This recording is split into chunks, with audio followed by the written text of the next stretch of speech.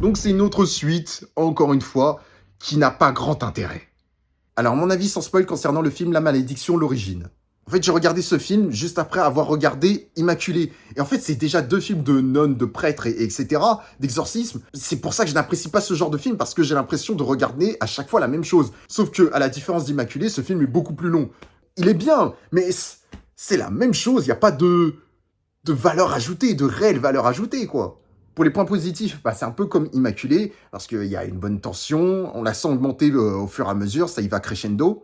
Les personnages sont très efficaces, il y a des personnages vraiment intéressants et attachants. Là, on peut prendre vraiment plus le temps de s'attacher aux personnages, contrairement à Immaculé qui était plus court, qui a duré seulement 1h20. Le film est également très gore, hein, je veux dire, il y a une séquence d'accouchement, vraiment, c'est pas censuré du tout. Il pardonne pas, hein, il montre bien les détails. Ouais, même moi, j'ai eu du mal. Mais à la couche de je sais pas quoi, je sais pas ce que c'est. Et vraiment, ils insistent sur les détails. C'est terrible. Ah putain, je suis désolé mesdames, mais je suis bien content d'être un homme. Hein. Je veux dire, l'accouchement, mais faire des enfants, mais quelle folie. Mais jamais je fais ça. Je veux dire, pour moi, c'est anesthésie générale. Hein. Je veux dire, je veux pas vivre ça. Oh mon Dieu. Oui, en fait, la mise en scène, tout ce qui est côté mise en scène et personnage, c'est réussi. Maintenant, on va passer au point négatif.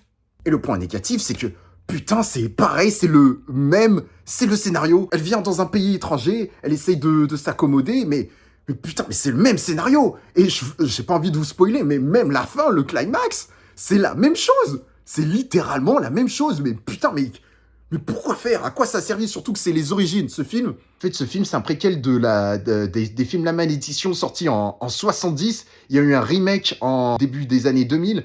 Et ça sert pas à grand chose. Et là, ces origines, ça, je vois pas l'utilité.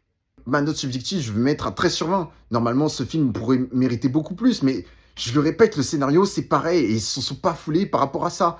Sinon, j'ai passé un bon moment, c'était divertissant, je me suis pas ennuyé, mais je regarde la même chose systématiquement encore et encore et encore, putain. Pour ma note objective, je vais mettre aussi un 13 sur 20.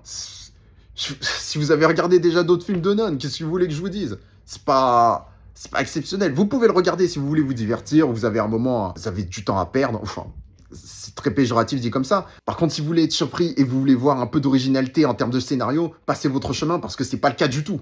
Laissez votre avis dans les commentaires sur ce que vous pensez de ce genre de film de nonnes, exorcistes, etc.